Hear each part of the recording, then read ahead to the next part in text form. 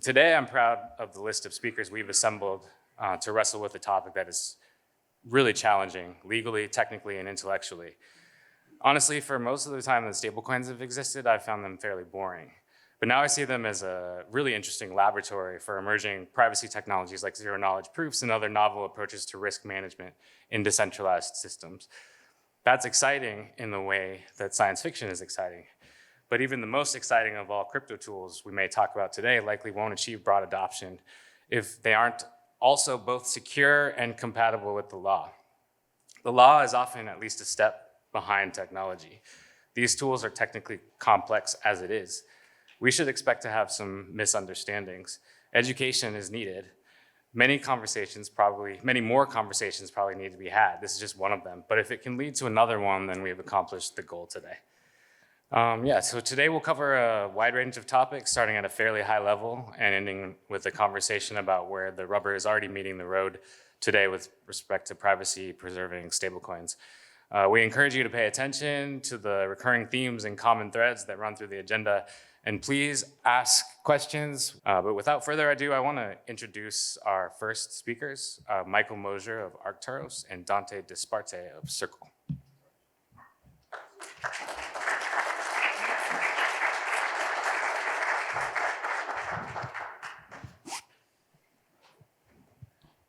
All right. Thank you, Mike, and thanks for all the sponsors and everybody for coming. Please jump in with comments and thoughts. Dante, thanks for being here. I think before we start, I just want to start with a bit of a reflection on where we are. I think 2 years ago, if you had told me we'd be sitting in DC at a privacy summit, co-sponsored by a public company, talking about a privacy-preserving version of their stablecoin, that it was based on technology here, Alio, that was even by a privacy project based in the US, I would have thought that was optimistic, if not utterly fantastical. At the time, just for context for folks, we were having legal discussions of whether an open source contributor to a public GitHub repo that just fixed a bug could have downstream tornado cash or criminal liability if that fix got used later in a privacy project. So major level of anxiety that was very different. And now here we are. We have Circle has since gone public, one of the most significant financial infrastructure companies in the world. Circle published a paper, which I was honored to help on. Folks here, Remy from Inco, Kaylee Wang, who's going to speak after us, worked on this on confidential ERC-20 framework for compliant privacy on public blockchains. Wide open, not worried about the liability back then. We've had the launch of USDCX on the Alio privacy network that leverages Circle's X reserve so that it has fully interoperable with USDC while programmable privacy. Also, lastly, built opt-in privacy to the upcoming blockchain that's coming up here. So it's just it's such a different world. So I think part of this, from your perspective as a chief strategy officer, would love to hear what's the arc that you've been through and that Circle's been through such that now we're at a point where instead of worrying about an open source contributor, we have a public US company that's sponsoring a privacy summit on payments and like this is that you can be out there having this conversation. Yeah, I mean, well, first of all, it is a great pleasure to share a stage with you and see many friends in the audience. Policy questions need policy answers. Because obviously, one of the things that I find truly fascinating about the rise of blockchain-based financial services, stablecoins, which we have to continue proving to the Project Glitch folks are not boring, but with the rise of digital money, the technology alone is not a panacea for all the world's problems, but it often shows us where we fall short. And nothing is truer in where we fall short than how money works and how money moves. And so you've known me for a long time, and I think what animates Circle's vision statement is if I gave you a physical dollar bill, it would be the ultimate privacy-preserving, censorship-resistant form of money. And it would inherit, obviously, all of those properties of money, unit of measure, store of value, medium of exchange. However, in the 21st century, it would only go as far as my arm could reach. That's great.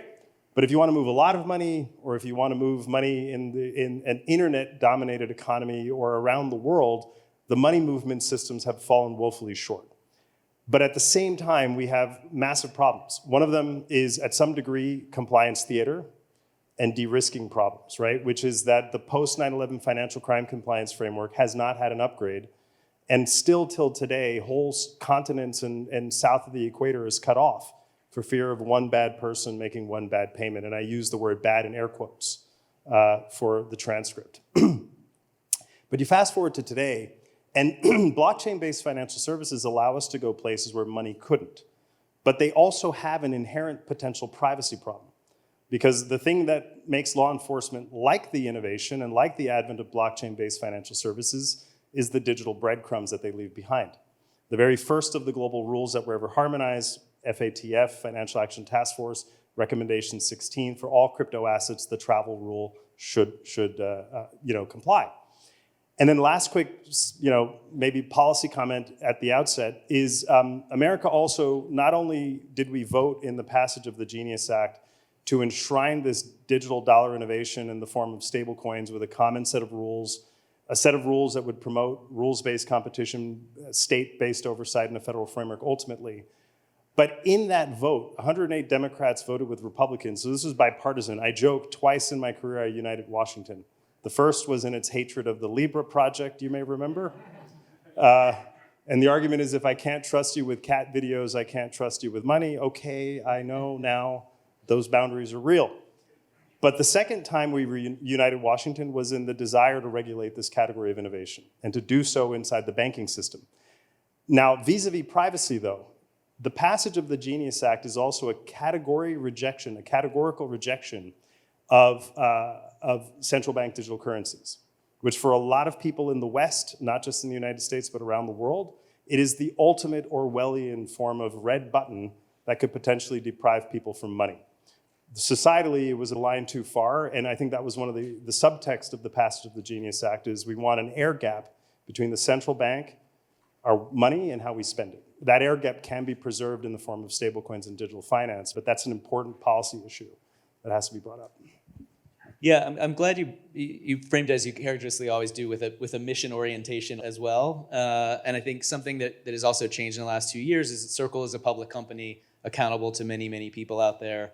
And I think for me, Circle has always had a bit of a dual identity between mission and market. And thinking back to an early collaboration that the Treasury Department helped enable humanitarian aid of USDC to 60,000 Venezuelan healthcare workers.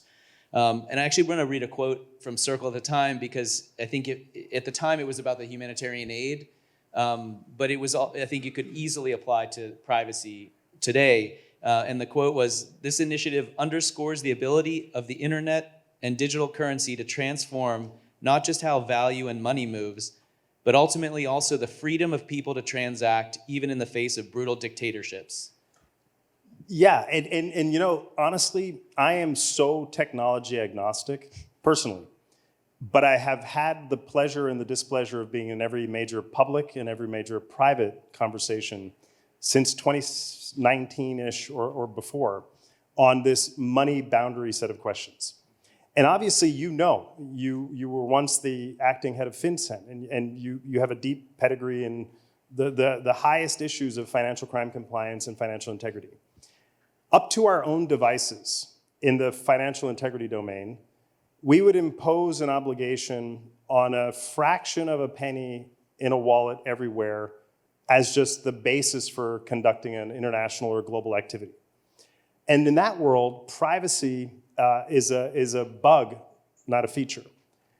But in a world where vulnerable people have to get money, like the Venezuelan case, in which you could literally deliver funds to people that would have otherwise potentially been implicated by the Maduro government or worse, there's more extreme examples. Ukrainian refugees, most recently with Stellar and others, USDC was delivered as a digital payload instantaneously, audibly, in a manner that would protect the final end user. But the fact that that money could land in their digital wallet, notwithstanding the government literally facing a war of aggression with Russia, I think is a very, very powerful feature.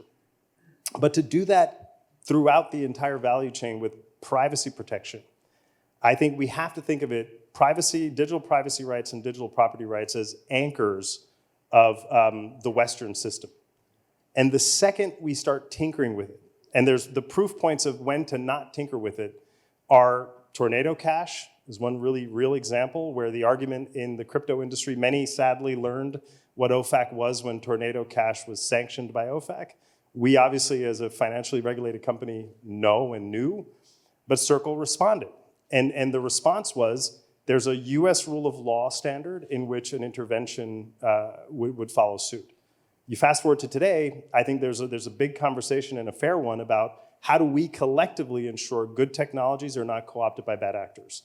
Because if we cannot defend that boundary, the risk is all open source technologies will be implicated inside the financial regulatory perimeter. And guess what happens then? Privacy becomes a bug, not a feature. Digital property rights can be taken from you with zero due process, and suddenly you're at the risk of an arbitrary choice as opposed to a choice that's protected to you by lawful rights. I think those boundaries need to be really guarded, and in extreme cases like vulnerable people in Venezuela, getting digital currencies in their wallet in a form and fashion that can't be taken from them, incredibly powerful, broadly. Yeah, and actually on that sort of, it's that combination of the mission orientation of Circle, which you've had for so long, but then also there has to be some market orientation as a public company. Like, what has changed over the last couple of years where the company itself could invest in these sorts of research papers, these sorts of launches, opt-in privacy on the new chain? Like, what is, besides the mission orientation sort of is it creating a demand, or there's a commercial demand out there as well for the CFO doing payroll? Yeah, I mean, I think both have to be true, right? So 2025 was an extraordinary year, obviously. I was just joking on the margins that, it's a 13-year overnight success. We put the company's headquarters, Circle was born in Boston, but is coming of age in New York. So we moved the HQ to the top of One World Trade Center. In some ways, a commitment as a company not only to the financial resilience of the United States of America, but a commitment to the notion that you could build a business like ours, a challenger company. Make no mistake, for every me in Washington, there's a ratio of 12-1 who thinks status quo is just fine. And in my world, status quo has left billions of people behind, including here in the United States. We have hundreds of millions of people, not hundreds of millions, but millions of people who are on the margins in terms of financial access. The proof point is the COVID-19 pandemic. You send someone a physical check in a pandemic, it's a liability, not an asset, because you're quarantined and you can't cash it, and you have to hurry up and wait for your money. We need domestic fast payment systems that work at the speed of human need. We don't have them yet. And so the financial inclusion, financial access, and broad mission alignment arguments are not just an international thing. They're a domestic thing too. But we moved the business to the top of One World Trade Center last year, partly as a commitment to financial resilience, but the other point is about building a business like this one in the light of day. Sunlight is the greatest disinfectant. Circle was a pioneer, for example, in stablecoin land of this notion of trust but verify. Don't take my word or tweets for it that the money is in fact there. We have had audits and attestations and proof of reserves since the very beginning. That's now the legal basis and legal standard of the sector. The privacy issues matter. If you want digital money and payment stablecoins to be someone else's property, then you have to have a massive air gap in which that property right is protected. Proven only in times of stress and duress, in blue skies and in normal conditions, anybody can make that assertion. But at any single juncture where that assertion has to be challenged, we harden to a US rule of law standard. And we think there's some policy opportunities there to strengthen that standard and not tinker with that boundary. And that, by the way, Michael, to your question about the technologies, et cetera, we're an open source company. USDC is a multi-chain innovation. It's on 30 blockchains and counting. We think that's a hill to die on, by the way. To protect the open innovation, to protect these open standards, encourage open global entrepreneurialism is a feature of these innovations, not a bug. But that's a hill to die on. Yeah, and I know we've got X reserve with Alea with USDCX. Ark is coming. It's going to have opt-in privacy. Like, what does success look like for the integration of privacy into stablecoins for you? Yeah, I mean, look, you asked earlier about some of the institutional questions. Like, if stablecoins are going to be the future of money, and you're a payroll provider and a bank, it's not obvious to you that you want to use an innovation that will permanently and irrevocably record the bilateral transactions of your payroll on a public ledger. And so without privacy, without differential privacy and different forms of privacy, it is not likely that this future of money is going to reach its full potential. Even though today, stablecoins process trillions of dollars in payments, they do so at world scale, there's no hurry up and wait property and all of the rest. There's all of these phenomenal features that are baked in, but privacy isn't necessarily a native one of blockchains to the extent, again, they could record digital breadcrumbs and microtransactions forever. That's why law enforcement loves them, because anybody armed with a basic looking glass, an internet-connected device, is now a part of that collective witness of where is the money moving. A great feature for integrity, but a very bad feature potentially for privacy. Those two things don't have to be trade-offs any longer, and there's sufficient both technological capabilities coming online. Alio is a phenomenal example. And there's things that Circle is also doing to harden to that standard. I think the best way we harden to that standard actually is the boring part. I'm going to confirm for Project Glitch that stablecoins can in fact be very boring. A company like Circle, in the parlance of a central bank or a global financial regulator, is wholesale financial markets infrastructure. But that word wholesale also is an important privacy enhancing word. It means we face an institution and the institution faces you, the retail end user. In the same way that you're not Visa's customer, you're the customer of the bank that issued you the Visa card, we abide by that same model. And that introduces a lot of air gaps that along the way enhance privacy and along the way can ensure that the final end user of these digital money innovations have basic protections. And if they want, the same basic level that they would get from their online banking. Yeah, and you've mentioned a couple times that we're in a better space, obviously, that we can be having these conversations in the open, and even a major US company can be supporting privacy in this way, but that there's room to improve. Obviously, we're seeing the convergence with the Genius Act right now and payments and privacy. There are regulators in the room, but we won't talk about any open rulemakings for sure. And I say that with great sympathy, having been sent for open rulemakings. But how do we enshrine the advances that we've made so far, and then also do it better in a way that can help people in Venezuela, people in Ukraine, and for the CFO doing payroll who would like to have their employees not exploited? Like, what is there to get better about this? And partly, you've said this a couple of times. Peter Van Valkenburg mentioned it this morning in a couple conversations as well. Like, there's a fundamental rule of law underpinning to this that is beyond sort of just a compliance or a liability issue. Yeah, and one of the things I love, candidly, about the art of the possible side of what digital money represents and what public blockchain infrastructure represents is that when you go through these really hard proof points, like the Venezuela project years ago or the Ukrainian refugee example, where it's just such an extreme case study, you have to really consider what is the alternative. And for a lot of people who are familiar with global money movement, in acute humanitarian scenarios, you really could see the shortcomings of a pallet of physical cash flown to the Bagram air base in Afghanistan. It is literal a honeypot for corruption, bribery, and fraud, and there's zero accountability, auditability, and beyond to what is fundamentally taxpayer-supported money movement. These networks show the art of the possible, but I hate the fact that they're still case studies or that they're pilot projects and that they're not being used at scale. That should frustrate anybody who is a taxpayer. And by the way, it should frustrate you domestically as well. Back to the point earlier that you don't have to go too far to see the benefits and the advantages of the gap in public infrastructure for fast money movement. You remember the Maui fires a few years ago? The Rock and Oprah Winfrey had to use their star power to validate that if funds went to the charity supporting the recovery efforts, that the money would actually reach a beneficiary. Anytime in a money movement scenario, you're relying on a third party to be the trust broker that the money reached the beneficiary, guess what? You have death by 1,000 cuts and fees. It's likely not going to be fast, and it's likely going to impose on the sender and the receiver a hurry up and wait proposition. And in extreme scenarios, you show the shortfalls. There's a missing link to all of it, though, right? Technology has come of age. people are using money of this new variety at institutional scale. But there is a massive shortfall, and that massive shortfall is our know your customer standards and our identity standards have not followed suit.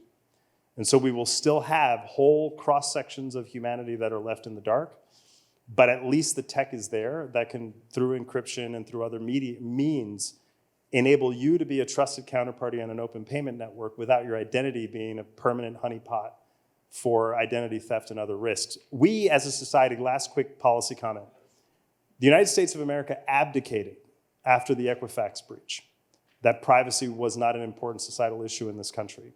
Equifax was breached, and it was a honeypot for 100+ million people in the country, and anyone with a social security number was exposed for the rest of their natural life to identity theft. After all kinds of claims and after all kinds of remedies, you get a couple bucks, and that's the cost for your identity being lost forever. The policy conversation was way too short-lived in Congress, and we never ever came back to it once again. And so the fundamental architecture of privacy remains vulnerable forever.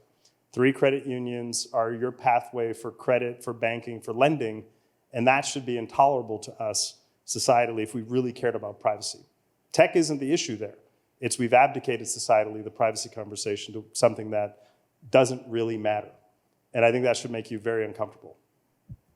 Yeah, I just want to close out then on a positive note. I mean, I think you've really consistently, and it's all public, you've been one of the most steadfast proponents of financial empowerment, going back to when stablecoins used to be boring, and stuck with it. So I think part of it is like, okay, if we're getting the stablecoins piece clearly right. We've got Genius now, it's being implemented. Like rules are getting enshrined that protect people and allow them to build and to do this.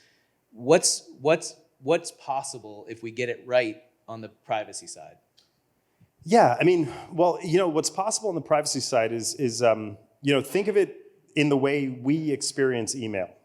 I know it's a little trite, especially for the informed crowd, to think of the internet of value being a perfect analogy, but it is still a very useful analogy despite being overused for 7 years now. You and I don't send emails in a cross-border context. We send instant messages to trusted counterparties. So I think if we get privacy right, both at the technological level and the policy level, we'll be able to interact with this new internet-based economy that's emerging as liberally and as freely as we do with email and information. But that comes with 2 really critical trade-offs. One of them is buyer's risk. The buyer bears the risk and the user bears the risk. We have to have shared accountability as much as we have to have collective defense of these networks. It's an important piece of the puzzle. Everything in crypto and in stablecoin land is decentralized until there's a crisis. When there's a crisis, everybody's chasing for recourse. And we have to be really clear that if we chose to harden to that standard, that means that accountability is a shared reality, including in periods of stress. When the banks failed in America 2 years ago, I was getting phone calls from, I think Satoshi Nakamoto called me once. Okay, that one landed. I was getting calls from everyone, including organizations and technology projects that were meant to be open, standard, and totally decentralized, with 0 effective or centralized human control. It was interesting. But so the good things that can happen when we harden to privacy standards is that, again, the actual true unlock can be possible, but I don't think we're going to get there unless we also have attendant identity standards and attendant compliance and regulatory standards that invert the pyramid of access. Give everyone access, and if you prove to be doing bad things, exact the cost on the bad actors, don't exact the cost on everybody in a novel system. That's what we have to get to. Perfect ending. Awesome. Yeah, thank you. Thank you so much.